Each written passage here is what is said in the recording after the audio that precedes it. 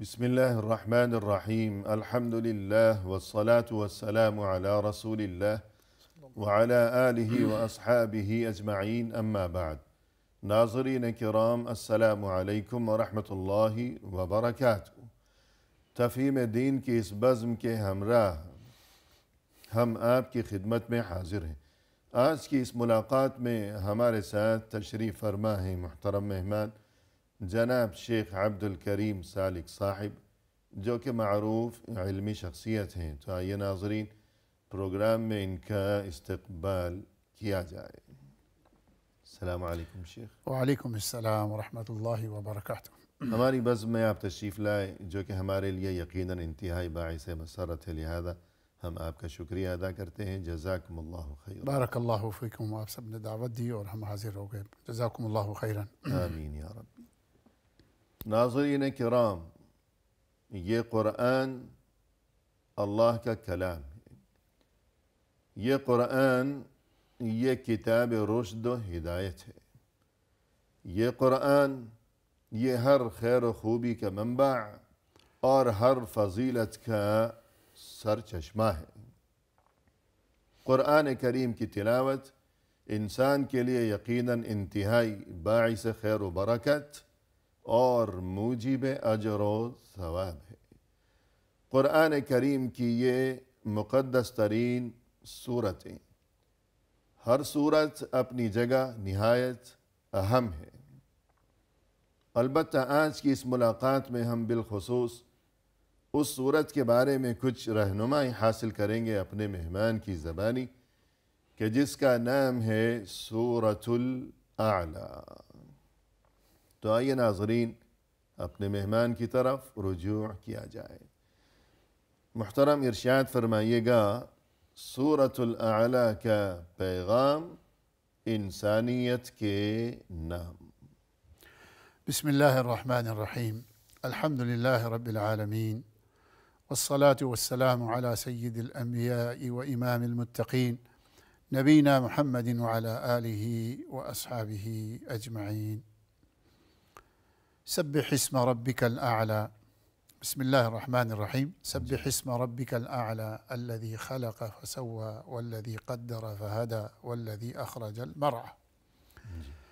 آپ نے صحیح فرمایا کہ قرآن پاک شروع سے آخر تک باعث برکت، باعث ہدایت اللہ تعالیٰ نے ہمارے لیے بطور نصیحت نازل فرمائی عظیم کتاب ہے، کہ جتنا انسان اس کو پڑھے، جتنا اس سے حاصل کریں، تو یقیناً اس کی دنیائی فلاح و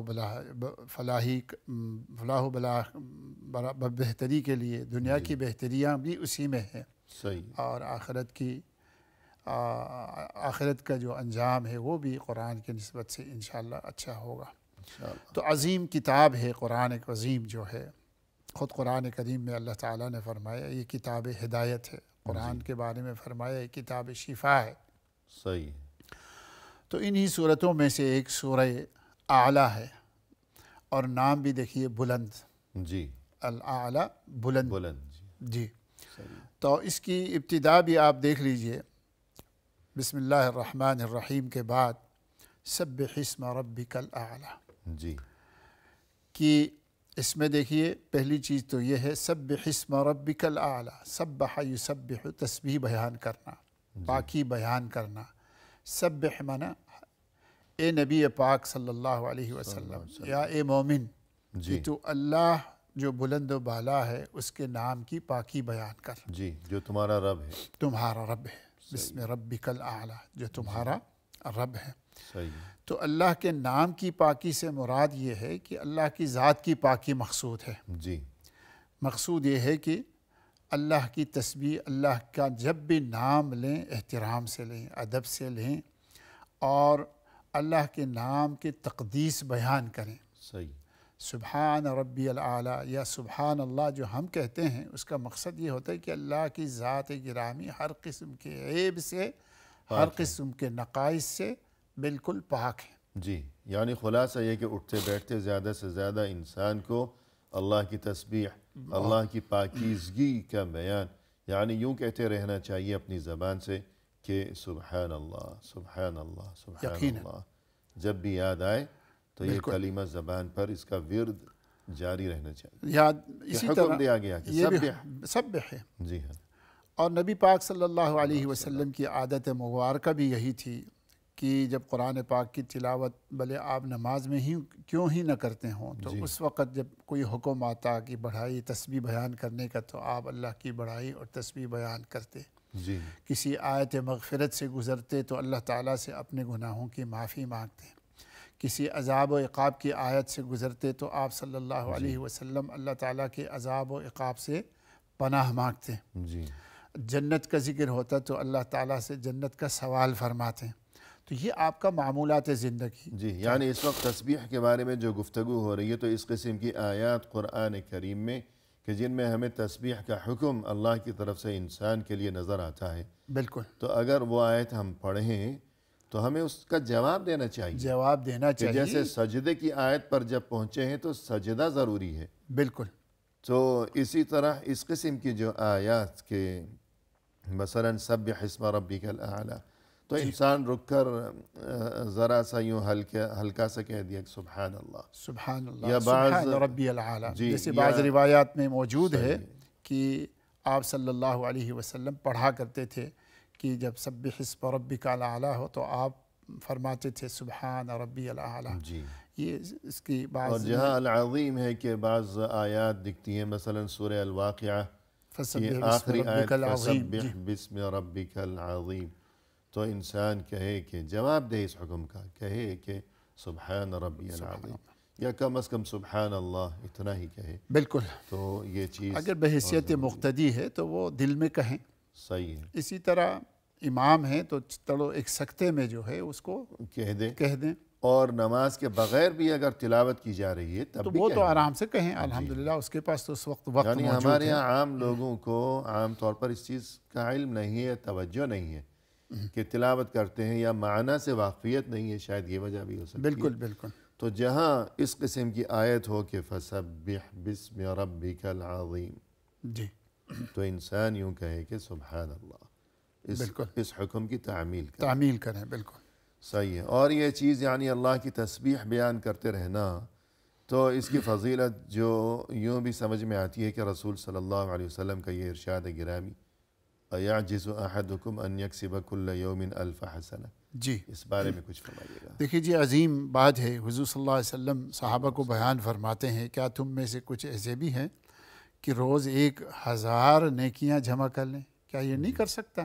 صحیح، اَيَعْجِزُ أَحَدُكُمْ، کیا تم میں سے کوئی عاجز آ جاتا ہے، نہیں کر سکتا، أَن يَكْسِبَ كُلَّ يَوْمٍ أَلْفَ حَسَنَةٍ، کہ روز 1000 نیکیاں جمع کر لیں؟ جی، نہیں کر یعنی سکتے۔ کیا تمہارے لیے یہ مشکل ہے؟ فَسَأَلَهُ سَائِلٌ مِّن جُلَسَائِهِ كَيْفَ يَكْسِبُ أَحَدُنَا أَلْفَ حَسَنَةٍ، اللہ کے نبی یہ کیسے ممکن ہے کہ 1000 نیکیاں ہم ہر روز جمع کریں، یہ کس طرح جمع کر سکتے ہیں؟ تو صلی اللہ علیہ وسلم آپ نے فرمایا یسبح 100 تسبیحہ، کہ وہ کہیں 100 بار سبحان اللہ، سبحان اللہ، 100 بار تسبیح بیان کریں، 100 بار تسبیح بیان کریں، سبحان اللہ کہیں، فَيُكْتَبُ لَهُ أَلْفَ حَسَنَةٍ، تو اس کے لیے اللہ تعالیٰ 1000 نیکیاں لکھ دیتے ہیں۔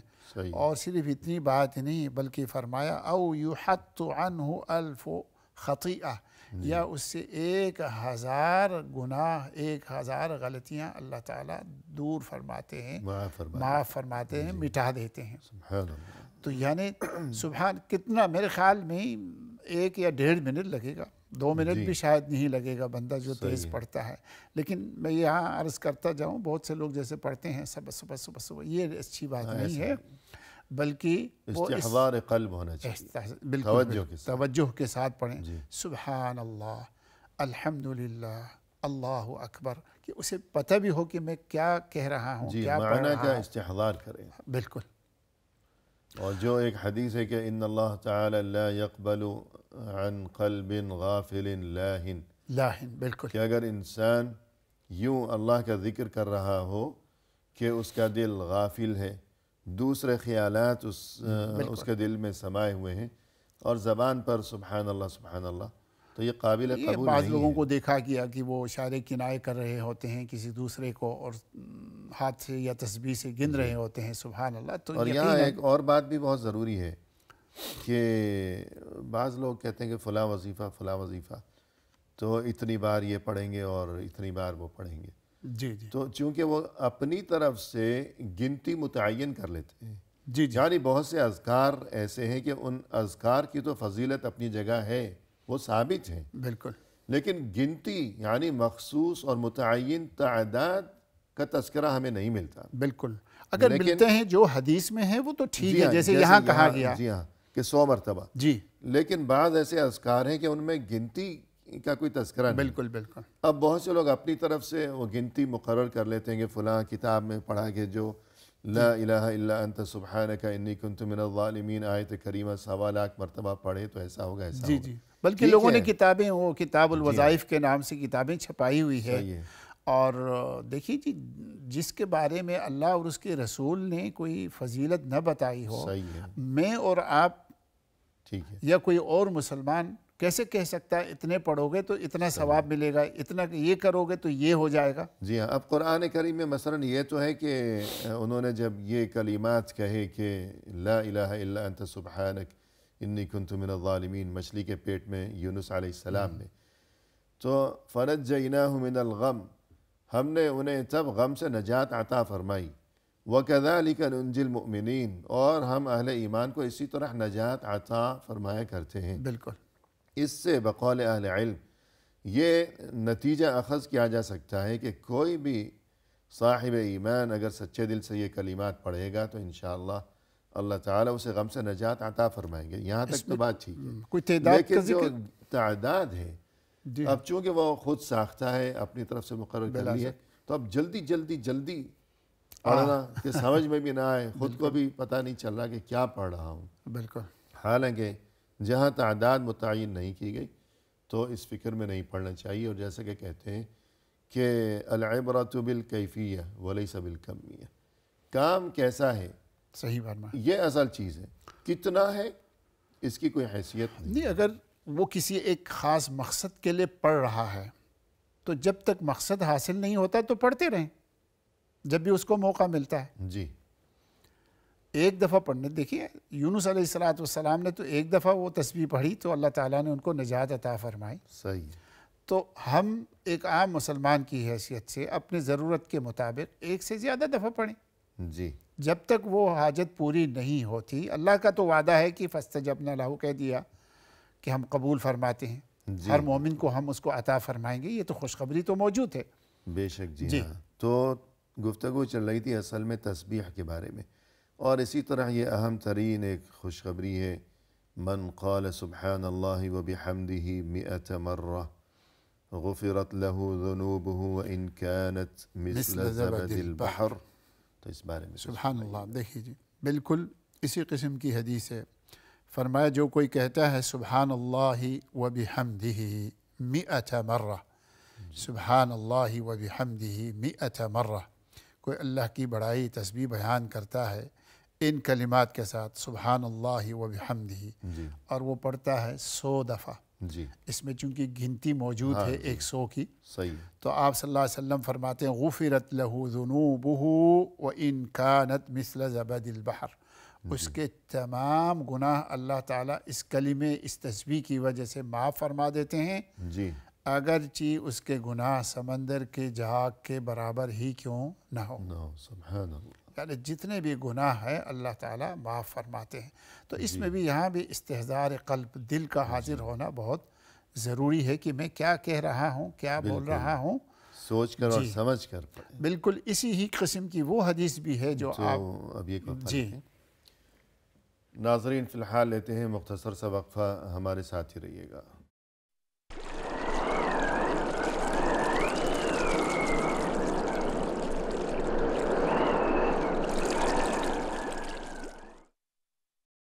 ناظرین کرام، وقفے کے بعد ہم حاضر خدمت ہیں، آئیے سلسلے گفتگو کو آگے بڑھایا جائے اپنے مہمان کی زبانی۔ شیخ، وقفے سے قبل گفتگو چل رہی تھی تسبیح کے بارے میں، کیونکہ سورۃ الاعلیٰ جو آج کی اس نشست میں ہمارا موضوع گفتگو ہے، اس میں سب سے پہلے یہی حکم دیا گیا ہے. سورت کی ابتدا اسی طرح ہے کہ سبح اسم ربک الاعلی. جی اے انسان تم اپنے رب کی تسبیح بیان کرتے رہو، وہ رب جو کہ بہت ہی اعلیٰ ہے، عالی شان ہے، عظیم الشان ہے. جو تسبیح کی فضیلتیں اور اس کی وجہ سے انسان کو جو دونوں جہانوں میں خیر و برکت نصیب ہوا کرتی ہے، تو گفتگو کو آگے بڑھائیے گا. جی، تو اسی نسبت سے نبی صلی اللہ علیہ وسلم نے جب یہ آیت نازل ہوئی تو آپ صلی اللہ علیہ وسلم نے صحابہ کو فرمایا اجعلوها فی سجودکم. یہ جو لفظ ہے سبح اسم ربک الاعلی کے جو اللہ نے ہمیں حکم دیا ہے، جی تو فرمایا اس کلمے کو اپنے سجدے میں کیا کرو. صحیح. جی، یعنی نبی صلی اللہ علیہ وسلم نے فرمایا انہی کلمات کے ساتھ مومن کو چاہیے کہ وہ سجدے میں کہیں سبحان ربی الاعلی. جی. سبحان ربی الاعلی، کیونکہ آیت میں حکم یہ ہے حکم یہی ہے. سبح اسم ربک الاعلی. جی، اپنے رب کی تسبیح بیان کرو جو کہ اعلیٰ ہے، بالکل عالی شان ہے. تو بالکل وہی کلمات اسی حکم کی تعمیل سجدے میں بطور خاص کرنے کا حکم دیا حکم فرمایا. اسی لیے ہمارے ائمہ دین نے، مجتہدین نے یہ فرمایا ہے جی کہ نمازی کم از کم ایک بار اچھی طرح آرام سے سبحان ربی الاعلی سجدے میں کہنا اس کے لیے فرض ہے، ضروری ہے، لیکن مستحب یہی ہے کہ وہ 3 دفعہ پڑھیں. صحیح. بعض نے کہا کم از کم 3 دفعہ پڑھیں، صحیح ہے. لیکن وہ بھی استحضار قلب اور آرام سے، جی ہاں، توجہ کے ساتھ، توجہ کے ساتھ، غفلت کی کیفیت غفلت کی کیفیت میں نہ ہو. نہ ہو. تو یہ سجدے میں پڑھنے کا نبی صلی اللہ علیہ وسلم نے ہمیں حکم دیا ہے. اور یہ لفظ ہے سبحان ربی الاعلی، کہ میرا پروردگار جو بلند و بالا ہے وہ پاک ہے ہر قسم کے عیب سے. جی، یہ تو گفتگو ہو گئی جو اس صورت کی پہلی آیت ہے سبح اسم ربک الاعلی، کہ اے انسان تم اپنے رب کی تسبیح پاکیزگی بیان کرتے رہو، وہ رب جو کہ اعلیٰ ہے، بہت ہی عالی شان ہے. بالکل. تو سبحان اللہ کہنا، اللہ کی تسبیح بیان کرنا نماز میں، سجدے میں یا عام زندگی میں اٹھتے بیٹھتے، اس کے فضائل کے بارے میں آپ نے یہ گفتگو فرمائی.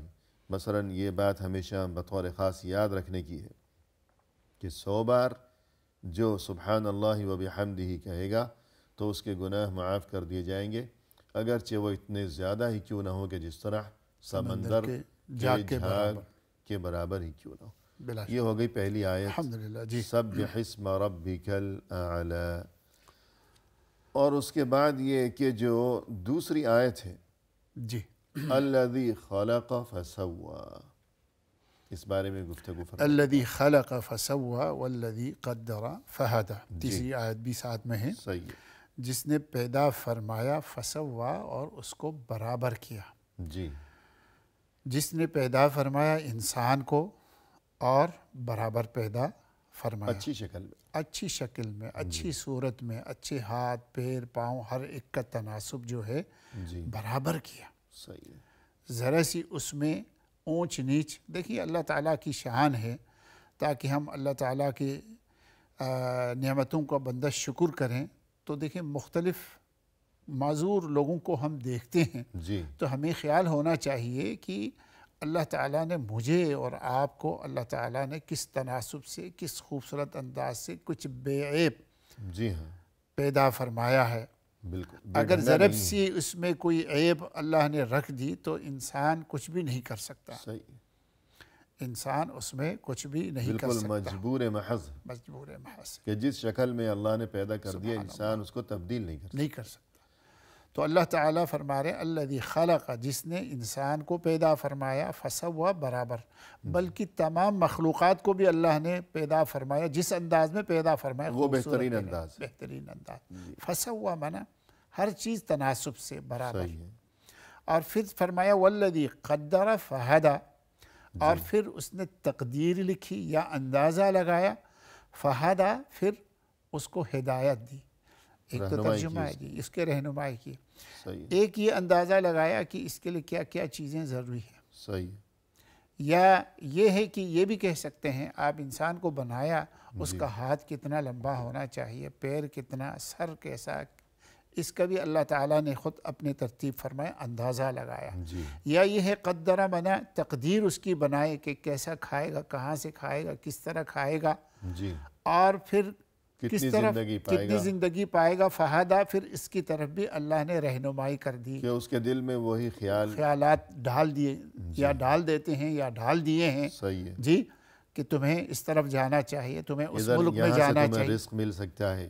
دیکھیں اسی نسبت سے لوگ ایک جگہ سے دوسری جگہ کی طرف دوڑتے ہیں، جاتے ہیں، جہازوں میں سفر کرتے ہیں. کس لیے جاتے ہیں؟ کہ شاید میرا رزق یہاں نہیں وہاں ہے. شاید دل میں خیال آیا. دل میں خیال آ جاتے ہیں. صحیح ہے. خیال ہی انسان پہلے سوچتا ہے، پھر اس کو عملی جامہ پہناتا ہے. بالکل. تو اللہ رب العزت فرما رہے، دیکھیں وہ ذات ہے بابرکت بلند ذات، جس نے انسان کو پیدا فرمایا تو برابر خوبصورت پیدا فرمایا، صحیح. اور پھر اس کی تقدیر بنائی، اور اس تقدیر کے حساب سے اللہ تعالیٰ نے رہنمائی فرمائی. جی قدر کا لفظی معنی تو آپ سمجھتے ہیں، دیکھیے اندازہ لگانا، صحیح. اور وہ مستقبل کے لیے ہوتا ہے بالعموم، جی جو آگے ہونے والا ہے. جی تو اب اللہ تعالیٰ فقدرنا فنعم القادرون، جی ہم جو ایک اندازہ لگاتے ہیں کسی کام کے بارے میں، وہ تو صحیح بھی ہو سکتا ہے، نہیں بھی ہو سکتا، بلکہ زیادہ تر غلط ہی ہوتا ہے ہم جو ایک اندازہ لگاتے ہیں. لیکن رب العزت جی اس کی جو تقدیر ہے، اس کا جو اندازہ ہے، اس میں کوئی غلطی کا امکان سرے سے ہے ہی نہیں. وَخَلَقَ كُلَّ شَيْءٍ فَقَدَّرَهُ تَقْدِيرًا. فقدرنا فنعم القادر. فنعم القادر. جی، کہ ہم نے بہترین جو اندازہ لگایا ہے وہ بہترین. ایسا اندازہ تو کوئی بھی نہیں لگا سکتا. اور اس کے معنی میں یہ بات بھی شامل ہے کہ وہ انسان ہو یا کوئی بھی مخلوقات ہوں، تو اللہ نے جب کسی بھی مخلوق کو پیدا کیا، اور مخلوق کی کیفیت یہ ہے کہ جو نو مولود ہوتا ہے وہ انسان کا بچہ ہو یا کسی دوسری مخلوق جی کا بچہ ہو، اسے تو کچھ معلوم ہی نہیں ہے.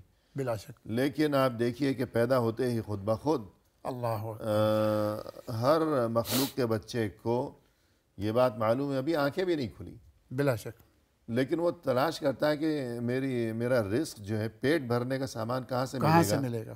ادھر ادھر وہ منہ مارتا ہے. فہدیناہ النجدین. جی ہاں. جی، تو یہ معنی بھی اس میں شامل ہے بلا شک شامل ہے اس میں. کہ اگر کوئی گھاس کھانے والی مخلوق کا بچہ ہے، بکری کا بچہ ہے، بلا شک تو وہ جو ہے خود بخود گھاس میں منہ مارے گا پیدا ہوتے ہی. بالکل بالکل. یا یہ کہ جو اس کی ماں ہے، بکری ہے، تو اس سے اس کو خوراک اور دودھ کہاں سے حاصل سبحان کرنا ہے. اللہ سبحان. تو یہ اس کو کس نے بتایا؟ یہ ساری رہنمائی اللہ تعالیٰ نے فطرتاً اس کے دل میں، اس کے خلقت میں، اس کی مزاج میں ڈال دی ہے. بالکل. اور جو گوشت خور جانور ہیں، تو وہ جیسے جیسے بڑے ہوتے ہیں تو اب وہ گوشت کی طرف ان کو توجہ ہوتی ہے، کیسے شکار کرنا ہے، کیسے جھپٹنا ہے.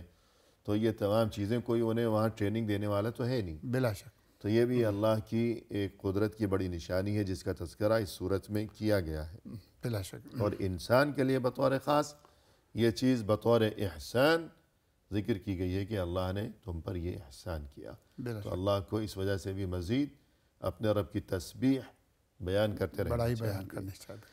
تو یہ جو فرمائے کہ والذی قدر فہدی، کہ اللہ نے مخلوقات کو پیدا کیا، پھر ان کے لیے مخصوص اندازہ مقرر کیا، پھر ان کی رہنمائی کی اس اندازہ شدہ چیزوں کی جانب. بلا شک. تو اس کے بعد آگے یہ کہ اللہ نے والذی اخرج المرعى فجعله غثاء نحوا، کہ یہ جو زمین سے سبزہ اگایا، رزق کا سامان، انسان کے لیے بھی رزق کا سامان، دیگر مخلوقات، حیوانات، مویشی وغیرہ، چرین پرین، کیڑے مکوڑے، سب کے لیے اللہ تعالیٰ نے روزی یہ اللہ کی طرف سے انعام بھی ہے، اپنے احسان کو بھی یاد دلایا گیا ہے. مزید اس میں ہمارے لیے ایک حکم یہ بھی ہے کہ جس کو کہتے ہیں ماحولیات، جی جی، اس کو خراب نہ کیا جائے. بلا شک. تو اس بارے میں آپ کیا فرمائیں گے کہ یہ تو رزق ہے، دیکھیے اس کو خراب کیا جائے؟ خراب، آپ اندازہ کیجئے کہ ایک مومن کی حیثیت سے ماحول کی اہمیت اتنی زیادہ ہے حقیقت میں کہ انسان جو کچھ کھاتے ہیں پیتے ہیں، اس میں جو بچا کھچا ہے حقیقت میں، کچھ تو جانوروں کے لیے غذا ہے، کچھ کیڑے مکوڑوں کے لیے غذا ہے. صحیح. اور بالعموم یہ ہے کہ انسان کو چاہیے کہ جو غیر ضروری اشیاء ہے اس کو خاص ایک مقام پر، خاص ایک جگہ پر ڈالنی چاہیے، جی، تاکہ وہ گھلنے اور سڑنے کے بعد ماحول کو خراب نہ کریں، بدبو دار نہ ہو، تو ماحول کو خیال کرنا، ماحول کو درست کرنا یہ ہماری ذمہ داری میں شامل ہے حقیقت میں۔ صفائی ستھرائی کا اہتمام کرنا، آج کل ماشاءاللہ دیکھیے ہم دیکھتے ہیں بلدیہ والے جو ہے جہاں کوڑے دان رکھتے ہیں وہاں بھی انہوں نے 2-3 خانے الگ بنائے ہوئے ہیں، جی، اور میں نے سنا ہے بہت سے ملکوں میں لوگ اس کا بڑے اہتمام کرتے ہیں، کس خانے میں شیشے کے ٹکڑے ڈالنے ہیں، کس میں کاغذ کے، خالی کس میں بوتلیں۔ تو یہ ایک ثقافت، یہ ایک اچھی چیز ہے حقیقت میں، ہمیں اپنانا یہ چاہیے، مہذب قوم کی علامت ہے۔ علامت ہے۔ صحیح ہے۔ اور بہت سے لوگوں کو دیکھا گیا، عام طور پر جو ہمارے جو لیبر طبقہ ہے یا جاہل طبقہ ہے حقیقت میں، ان پڑھ قسم کے لوگ، وہ گھر کی کھڑکی سے باہر پھینک دیتے ہیں مثال کے طور پر، یا گھر کے دروازے سے وہ کچرے کے ڈبے میں زور سے پھینک دیتے ہیں۔ یہ حقیقت میں کسی کو نقصان پہنچنے کا اندیشہ، یہ بالکل ہی اور اس میں مناسب، تعلیم ان پڑھ یا لکھا پڑھا ہونے کی بات بھی نہیں ہے، یہ بات ہے انسانیت اور احساس کی۔ بالکل۔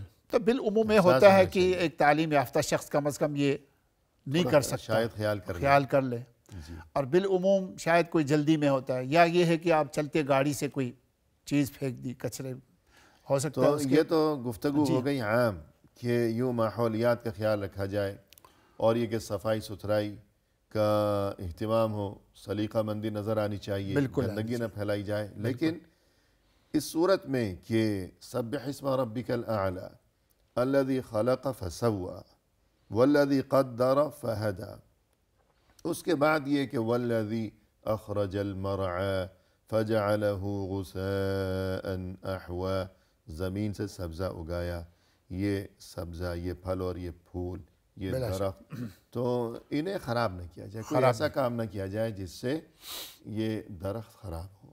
بالکل۔ تو اس بارے میں کچھ فرمائیں گے آپ؟ دیکھیے نا جی، درخت کے بارے میں تو بہت سے روایات بھی ہے، اور بہت سے آج بھی کہتے ہیں جی ماحول کو پاک کرنے میں درختوں کا بڑا دخل ہے۔ صحیح ہے جی، بلکہ نبی پاک صلی اللہ علیہ وسلم کی ایک روایت یہ ہے کہ انسان کو اگرچہ ایک لمحہ بھی مل جائے، ایک وقت بھی مل جائے، اسے یہ بھی پتہ ہو کہ میں تو شاید کسی وقت میں مر سکتا ہوں، تو اگر اس کے ہاتھ میں کوئی فصیلہ، کوئی درخت کا کوئی حصہ ہے تو اس کے چاہیے، کوئی شاخ ہے تو اس کو زمین میں ضرور گھاڑ دیں۔ بلکہ یہ ہے کہ اگر تم میں سے کسی کے ہاتھ میں ایک درخت کی شاخ ہو کہ وہ اسے بونا چاہ رہا ہے، زمین میں اگانا چاہ رہا ہے، اور اسی دوران قیامت برپا ہو گئی، جی، تبھی جو ہے وہ تب بھی اپنا کام نہ چھوڑیں۔ جی، کسی بزرگ سے لوگ انہیں کہا کہ اس بڑھاپے میں تم درخت لگا رہے ہو، کیا کر رہے ہو؟ تمہیں درخت، اب تم درخت لگاؤ گے، بڑا ہوگا، تمہیں پھل دے گا، یہ تم درخت لگا رہے ہو اس ٹائم۔ تو کہنے لگا جن لوگوں نے پہلے درخت لگایا تھا ہم نے کھایا ہے، تو اب ہم لگا کے جائیں گے تو ہمارے بعد میں آنے والے لوگ اس سے استفادہ کریں گے، انسان، مخلوقات، چرند پرند اس سے مستفید ہوں گے، اس کے سائے میں بیٹھیں گے، اور یہ کہ اس سے ماحولیات میں جو ایک توازن اور بیلنس پیدا ہوگا، سبھی خلق خدا اس سے مستفید ہوگی، اور یہ کہ جو پھل لگیں گے تو سبھی کھائیں گے۔ تو بلا شک جو ہے کہ اپنے لیے یہ کوئی نفسا نفسی کا معاملہ تو نہیں ہے، تو بلا وجہ اگر کوئی درخت ہے بلا ضرورت آپ اسے نہیں کاٹیں، اسے رہنے دیں۔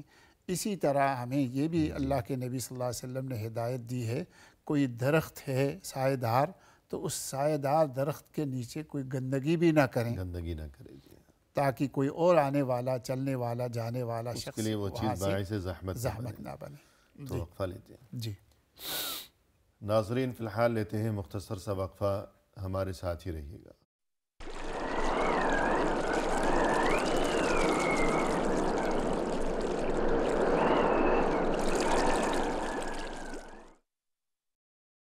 ناظرین کرام، وقفے کے بعد ہم حاضر خدمت ہیں، تو آئیے سلسلہ گفتگو کو اب پائے تکمیل تک پہنچایا جائے اپنے محترم مہمان کی زبانی۔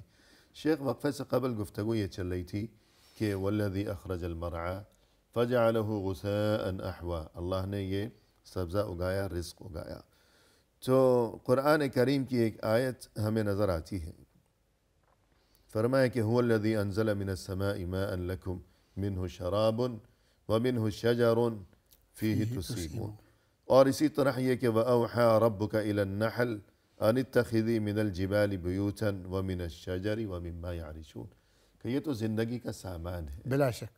تو ان دونوں آیتوں کا ترجمہ آپ دونوں آیتوں میں اللہ تعالیٰ نے فرمایا کہ اللہ فرماتے دیکھیے پہلی آیت میں فرمایا انزل من السماء ماء، اللہ نے پانی اتارا آسمان سے، اس میں سے تم پیتے بھی ہو اور اس میں سے تم درخت بھی اگاتے ہو اور اس میں تم بھیڑ بکریوں کو چراتے ہو، صحیح، اس درخت کے سامان سے، اس تو کے سبھی کے پتوں لیے سے، رزق ہے، سبھی کے لیے تو رزق پھر ہے، ان کو خراب نہ کیا جائے، خراب نہ درخت کیا کو۔ جائے۔ صحیح ہے، اسی طرح اللہ تعالیٰ فرماتے ہیں النحل، شہد کی مکھی کو اللہ تعالیٰ نے حکم دیا کہ وہ درختوں پہ جو ہے چھتا بنایا کریں صحیح ہے، اور درختوں کے پھل کھایا کریں، وہاں سے رس حاصل وہاں سے رس حاصل کریں اور لوگوں کے لیے کھانے کا سامان مہیا کریں، کریں۔ جی، خوبصورت شہد جس کے لیے اللہ تعالیٰ نے خود جس میں قرآن شفا کریم ہے، میں جی۔ شفا ہے، جی ہاں، اور تو الغرض ان درختوں کو خراب نہ کیا، خراب نہ کیا اور یہاں اس حوالے سے کہ یہ درخت، یہ سبزہ، یہ ماحولیات کا معاملہ، آخری بات یہ کہ کوئی بھی ایسا کام نہ کیا جائے جس سے یہ ماحول خراب ہو، درخت خراب ہو، رزق خراب ہو۔ تو ایک چیز یہ کہ لوگ یہ پلاسٹک بیگز، یہ تھیلیاں پھینک دیتے ہیں، جی بالکل تو یہ بیچارے جانور جو ہیں یہ بھی تو رزق ہیں، بالکل بالکل تو ان کی موت بھی واقع ہو جاتی ہے۔ صحیح بات ہے۔ تو ان چیزوں سے انسان کو جی ہاں، کہ کوئی گائے، کوئی اونٹ، بکری کہیں وہ اپنا وہ چر رہی ہے جنگل میں یا کہیں کھیتی میں یا گھاس وغیرہ، تو وہ پلاسٹک کی تھیلی بھی کھا لیتی ہے غلطی بلا سے، شک تو یوں اس کا دم گھٹ جاتا ہے، موت واقع ہو جاتی ہے۔ صحیح بات تو اس سے پرہیز بہت ضروری ہے۔ تو اس کو کسی ایک خاص جگہ پر، کسی ایک ٹھکانے پر، اگر آپ کسی میدان میں ہیں یا کسی پکنک پہ ہے تو انسان کو بڑے احتیاط سے ان چیزوں کو سائڈ پہ لگانا چاہیے۔ صحیح جی، ہے۔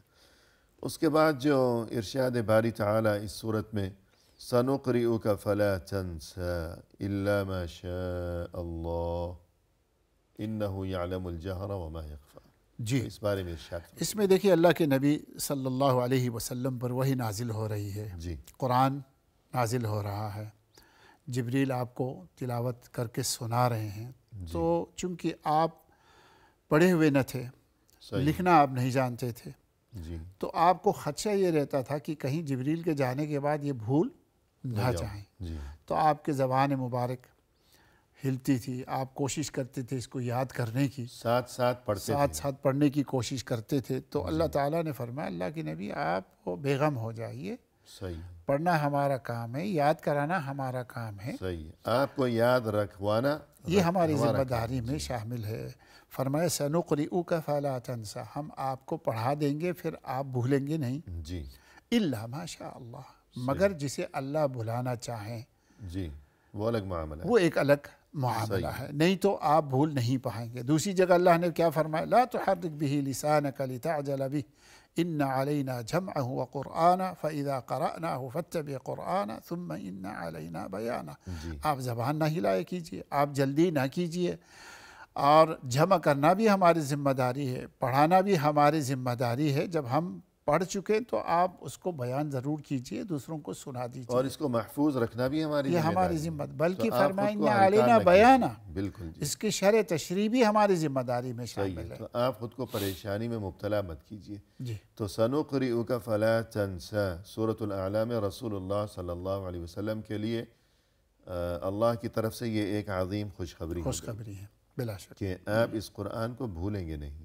صحیح۔ پریشان ہونے کی ضرورت نہیں۔ یہی وجہ تھی حضور صلی اللہ علیہ وسلم پر جب وہی پوری ہوتی اور جبریل چلا جاتا تو آپ صلی اللہ علیہ وسلم بے خوف و خطر صحابہ کو سناتے تھے، جی، بلکہ یہاں یہ بھی کہنا بہت مناسب ہے کہ بہت سے صحابہ کو بھی ایک دفعہ پڑھ کے سنانے سے یاد ہو جاتا تھا، جی، جی، تو یہ اللہ کی یہ اللہ کی طرف طرف سے اپنی کتاب کی حفاظت کا بلا انتظام۔ شک۔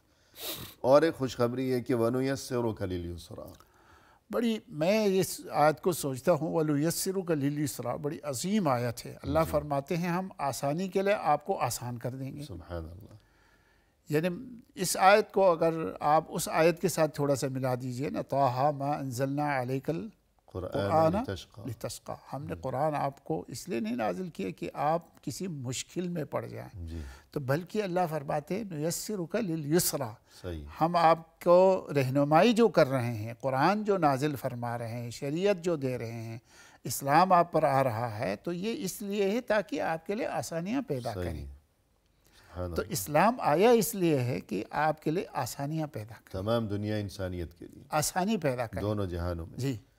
وما جعل علیکم فی الدین من حرج. دیکھیے کتنی عظیم بات ہے. اللہ تعالیٰ فرماتے ہیں دین میں تمہارے لیے کوئی تنگی سرے سے ہے ہی نہیں. حرج مانا تنگی، ضیق.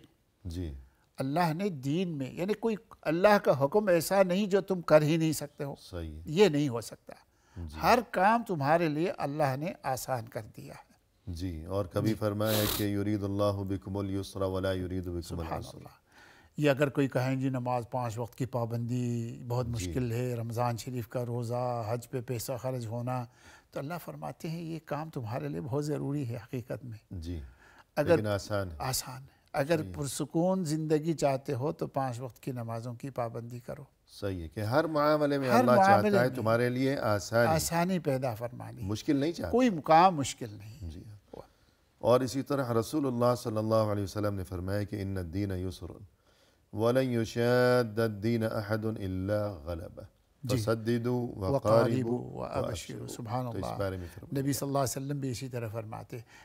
فرمایا کہ زیادہ دین کے اندر تعمق پیدا کرنے کی، گہرائی میں جانے کی ضرورت نہیں ہے. جتنے سمجھتے ہو سمجھو اور اس پر عمل کرو اور قریب قریب ہو جاؤ مل جل کے. اللہ اکبر. آج یعنی یا تو فسددوا یعنی جو دینی احکام ہیں ان پر عمل کی مکمل کوشش کرو.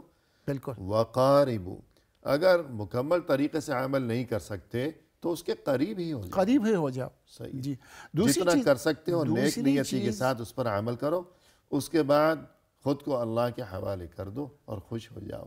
وَأَبْشِرُوا. بالکل خوش ہو جاؤ. اس میں دیکھیے علماء کو خصوصی طور پر جی ایسے بیان نہیں دینا چاہیے جو مسلمانوں میں تفرقہ پڑ جائے، جو مسلمان دور ہو جائے، مشقت میں پڑ جائے، تکلیف میں پڑ جائیں، نفرت میں پڑ جائیں.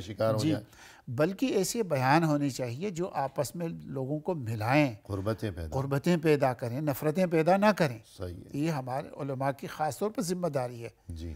تو اس حدیث کے معنی میں یہ بات بھی شامل ہے جو آپ نے ذکر فرمائی کہ ایک دوسرے کے قریب مل جل کر رہنے کی کوشش کرو. دلوں میں محبتیں ہوں، عزت ہو، احترام کے جذبات ہو.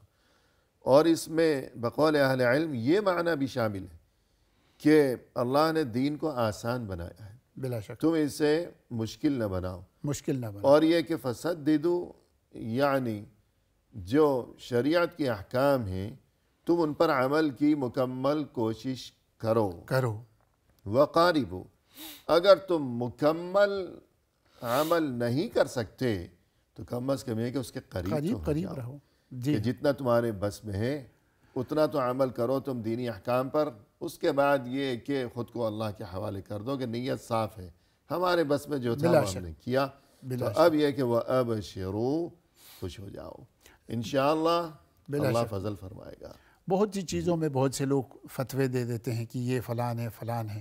تو بجائے ہم فتوے دینے کے کیوں نہ ہم ان کو تعلیم دیں، کیوں نہ ہم ان کو سکھائیں. پہلے دین سکھائیں کہ یہ ہمارے اندر یہ خامی ہے، یہ خوبی ہے، یہ اچھائی ہے، یہ بھلائی ہے. تو بجائے ہم کہیں جی نہیں جی وہ اسلام سے نکل گیا، فلان ہو گیا، چھوٹی چھوٹی باتوں پہ حق بات بتا دی جائے اور اس کے بعد یہ کہ ہر آدمی خود اس پہ عمل کرے، دوسروں کو نہ چھیڑا جائے، بس صرف سیدھی حق بات بتائی جائے. بالکل. اس کے بعد ایک اہم ترین آیت اسی سورۃ الاعلیٰ میں گفتگو کو آگے بڑھاتے ہوئے فرمایا کہ اِنَّهُ يَعْلَمُ الْجَهْرَ وَمَا يَخْفَى. بہت اہم ترین اس میں نصیحت. جی ہاں بالکل. بے شک وہ جانتا ہے ظاہر کو اور پوشیدہ چیزوں کو. یعلم الجہر، انسان کھلے سب کے سامنے کریں یا چھپ کے کریں، اللہ تعالیٰ کے لیے تو دونوں برابر. جی. تو ایک مومن کی شان یہ ہے کہ وہ ہمیشہ اللہ کو اپنے سامنے پاتا ہے. صحیح. جی. تو یقیناً جب کہ ایک آدمی کی یہ کیفیت ہوگی کہ مجھے اللہ تعالیٰ دیکھ رہا ہے ہر حالت میں دیکھ رہا ہے، محفل میں بھی، تنہائی میں، خلوت میں بھی، جلوت میں بھی. سبحان اللہ. پھر انسان برائی کی طرف کیسے جا سکتا ہے؟ صحیح. اگر کوئی ہے یا نہیں ہے، اللہ تعالیٰ تو ہے. بالکل. اور ایسی کوئی جگہ نہیں ہے کہ جہاں اللہ نہ دیکھ رہا کہ انسان سوچے کہ میں وہاں چلا جاؤں. تو انسان کا جو ظاہر ہے کہ علی الاعلان دنیا کے سامنے وہ کوئی کام کر رہا ہو یا چھپ کر رہا ہو، یا کوئی بات وہ بآواز بلند کہہ رہا ہو یا ہلکے سے سرگوشی کے انداز میں کہہ رہا ہو، اللہ سے کچھ بھی مخفی نہیں ہے، پوشیدہ نہیں ہے.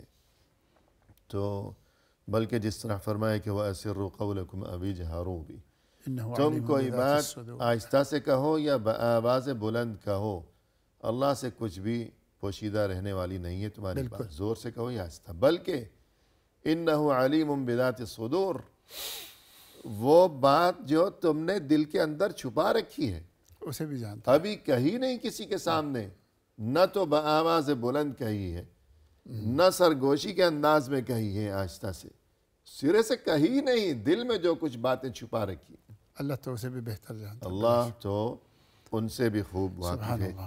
تو یہ احساس کہ اللہ مجھے دیکھ رہا ہے، میری ہر بات کو سن رہا ہے اور جواب دینا ہے ہر قول و عمل کا، چھوٹے بڑے اچھے برے ہر کام کا، تو قرآن کریم میں جا بجا اس جانب متوجہ کیا بہت گیا ہے، اور سارے سورۃ الاعلیٰ میں بھی ایک پیغام یہ بھی دیا گیا ہے۔ جی اور اس کے بعد فرمایا کہ فَذَكِّرْ إِن نَفَعَتِ الذِّكْرَى سَيَذَّكَّرُ مَن يَخْشَى، جیسے دوسرے مقام پر فرمایا کہ وَذَكِّرْ فَإِنَّ الذِّكْرَى تَنْفَعُ الْمُؤْمِنِينَ۔ بلا شک۔ تو اس بارے میں کچھ اس فرمائیں۔ میں دیکھیے اللہ تعالیٰ اپنے نبی کو فرما رہے فذکر ان نفعت الذکرہ، آپ نصیحت کیجئے اگر نصیحت فائدہ مند ہو۔ درست۔ تو اکثر اہل علم فرماتے ہیں اس کا یہ مطلب نہیں اگر فائدہ مند نہیں ہو تو نصیحت نہ کریں، صحیح ہے۔ بلکہ اللہ نے اپنے نبی کو فرمایا آپ نصیحت ضرور کیجئے چاہے وہ فائدہ دیں یا نہ دیں، آپ تو اللہ کے مبلغ جی تھے۔ بالکل۔ تو یہ کام کس کو فائدہ دے گا کس کو نہیں دے گا نہیں مقصد یہ ہے کہ ہر شخص کو آپ نصیحت کیجئے، سیذکر من یخشی، نصیحت تو یقیناً وہی حاصل کرے گا جو اللہ سے ڈرتا ہے، اور جو اللہ سے ڈرتا نہیں وہ اس نصیحت سے دور رہے گا۔ جی تو آخر میں جو خلاصہ اس صورت کا جس کی جانب مختصر اشارہ ہو جائے کہ قد افلح من تزکا وذکر اسم ربہ فصلی، کہ جس نے اپنے نفس کو پاک کیا، یعنی اللہ کی تسبیح بیان کرتا رہا، بالکل۔ اللہ کا نام لیتا رہا، نماز پڑھتا رہا، اور یہ کہ اللہ کی مرضی کے مطابق اپنی زندگی بسر کرنے کی مخلصانہ کوشش کرتا رہا، کامیاب وہی انسان ہی، اللہ کی طرف سے خبر دے دی گئی، اور جب وہ کامیاب ہے تو اس کے لیے آخرت کی نعمتوں کا وعدہ ہے کہ وَالْآخِرَةُ خَيْرٌ وَأَبْقَى، دنیا کی نعمتیں وقتی ہیں، عارضی ہیں، فانی ہیں، اور آخرت کی نعمتیں ہمیشہ باقی ہمیشہ رہنے باقی رہنے والے ہیں۔ یہ بات اللہ نے بتا دی قرآن میں بھی، گزشتہ آسمانی کتابوں میں بھی، کہ إِنَّ هَذَا لَفِي الصُّحُفِ الْأُولَى صُحُفِ إِبْرَاهِيمَ وَمُوسَى، قرآن میں بھی گزشتہ کتابوں میں بھی اللہ نے یہ بات بتا دی کہ جو آخرت کی نعمتیں ہیں وہ ہمیشہ باقی رہنے والی ہیں، اور آخرت کی نعمتیں تبھی نصیب ہوں گی جب انسان اپنے آپ کو، اپنی روح کو، اپنے نفس کو، اپنے خیالات کو پاکیزہ بنائے، اور طریقہ یہی ہے کہ اللہ کی تسبیح، اللہ کی عبادت، اللہ کی اطاعت۔ پروگرام کے اختتام پر ہم تہ دل سے آپ کے شکر گزار ہیں کہ آپ تشریف لائے اور آپ نے عمدہ انداز میں رہنمائی فرمائی، لہذا جزاکم اللہ خیر۔ بارک اللہ فیکم، احسن اللہ علیکم، حیاکم اللہ۔ اور اسی کے ساتھ ناظرین کرام، اختتامی موقع پر تہ دل سے ہم آپ کے بھی شکر گزار ہیں کہ آپ نے ہمارا یہ پروگرام دیکھا، اور اس دعا کے ساتھ کہ قرآن کریم کی یہ مقدس ترین سورۃ الاعلیٰ، اور یہ کہ دیگر سورتوں میں اللہ عز و جل کی جانب سے انسان کے لیے جو قیمتی ترین اور پاکیزہ ترین تعلیمات سے جو ہمیں نوازا گیا ہے، اللہ کرے کہ ہم ان تعلیمات کو اپنائیں، ہمیں یہ توفیق نصیب ہو جائے اللہ کی طرف سے، اور یوں ہم دونوں جہانوں میں اپنے لیے کامیابی و کامرانی کا سامان اپنے دامن میں سمیٹ سکیں۔ فی امان اللہ، وآخر دعوانا ان الحمد للہ رب العالمین۔